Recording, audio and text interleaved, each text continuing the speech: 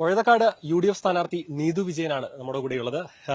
എങ്ങനെയാണ് ഈ ഒരു ഇത്തവണത്തെ സ്ഥാനത്ത് നിന്ന് നോക്കി കാണുന്നത്? ഒരു വഴുതക്കാട് പോലെ ഒരു വാർഡ് എന്ന് പറയുമ്പോൾ പിടിക്കാൻ ബുദ്ധിമുട്ടാണ്. പക്ഷേ നല്ലൊരു CPM ബാക്ക്ഗ്രൗണ്ട് ഉള്ളതാണ്. അപ്പോൾ ഇത്തവണ ഒരു വിജയസാധ്യത എത്രത്തോളമാണ്? 100% ഉണ്ട്. എന്തുകൊണ്ടെന്നാല് കഴിഞ്ഞ 3 പ്രാവശ്യമായിട്ട് ഒരേ കൗൺസിലറിനെ തന്നെ ആൾക്കാർ കണ്ട് ഇപ്പം അടുത്തിരിക്കുകയാണ്. അവർക്ക് പുതിയൊരു മാറ്റം അവർ അത്യാവശ്യമായി ചിന്തിക്കുന്നുണ്ട്. നമ്മളോട് സംസാരിക്കുമ്പോഴെല്ലാം ഇവിടുത്തെ നാട്ടുകാർ ആ രീതിയിലാണ് സംസാരിക്കുന്നത്. ഒരു മാറ്റം അത്യാവശ്യമാണ് എന്നുള്ളതാണ് പറയുന്നത്.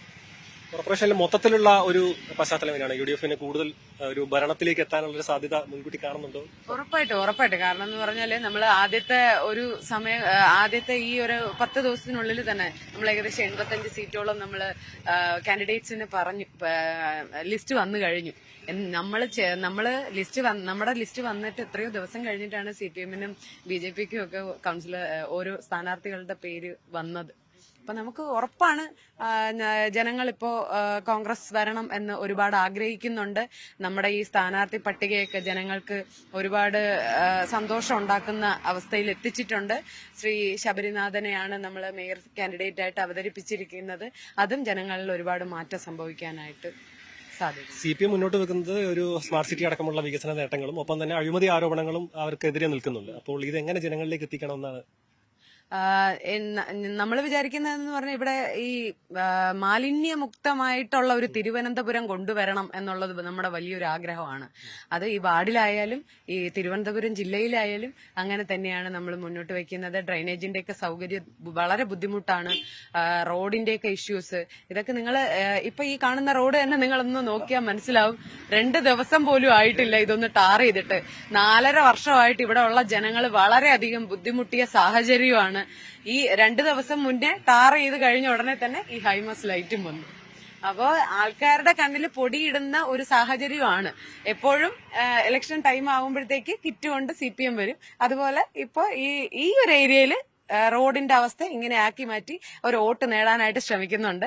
അതിനൊക്കെ ഒരു മാറ്റം എന്തായാലും വരും. ആൾക്കാർക്കൊക്കെ മനസ്സിലാവും. വളരെ എഡ്യൂക്കേറ്റഡ് ആയിട്ടുള്ള ആൾക്കാരാണ് ഇവിടെ താമസിക്കുന്നത്. കഴിഞ്ഞ 2 ദിവസം മുന്നേ ആയിട്ട് ഒരു ചാനലിന്റെ ബൈറ്റ് എടുത്തിട്ടുണ്ടായിരുന്നു. അന്ന് കൗൺസിലറും കൂടെ ഉണ്ടായിരുന്നു. 3 ദിവസം ടാർ ചെയ്ത് 3 ദിവസം കഴിഞ്ഞപ്പോഴത്തേക്ക് അവിടെയുള്ള ടാറെല്ലാം ഇളകി തുടങ്ങി. ചരലെല്ലാം വന്ന് ആൾക്കാരുടെ വണ്ടി മറിഞ്ഞ് ആക്സിഡന്റ് സംഭവിച്ച സാഹചര്യങ്ങൾ ഉണ്ടായിട്ടുണ്ട്. ആ സമയത്തൊക്കെ കൗൺസിലർ പറഞ്ഞ എന്തെന്ന് പറഞ്ഞാൽ ഇവിടെ ഉള്ള ആൾക്കാർക്ക് സിവിക് സെൻസ് ഇല്ല എന്നുള്ളതാണ് പറയുന്നത്.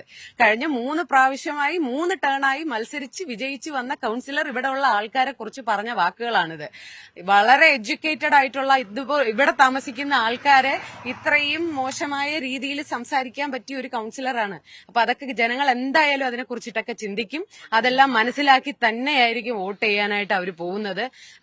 ഇവിടെ റോഡിന്റെ ഇഷ്യൂസ് മാത്രമല്ല, പട്ടിയുടെ ശല്യം വളരെ രൂക്ഷമാണ്. ഒരാഴ്ച മുന്നേ വരെ പട്ടി കടിച്ച് 5 പേരോളം CSM നഗറിലും പല ഭാഗത്തായിട്ട് കടിച്ച് വീടുകളിൽ കിടക്കുന്നുണ്ട്. അവർക്ക് വേണ്ട സഹായങ്ങളൊന്നും ഇതുവരെയും കൗൺസിലറുടെ ഭാഗത്ത് നിന്നും വന്നിട്ടില്ല. ഇതൊന്നും വെറുതെ ഒരു കള്ളത്തരം പറഞ്ഞ് വോട്ട് നേടാൻ വേണ്ടി പറയുന്നതല്ല. ഇവിടെയുള്ള ജനങ്ങൾ അനുഭവിച്ച കാര്യങ്ങളാണിതല്ല. വെള്ളത്തിന്റെ ബുദ്ധിമുട്ട് കഴിഞ്ഞ 70 ദിവസത്തിൽ കൂടുതൽ കണ്ടിന്യൂസ് ഇവിടെയുള്ള ആൾക്കാർക്ക് വെള്ളം കിട്ടാത്ത സാഹചര്യങ്ങളുണ്ട്.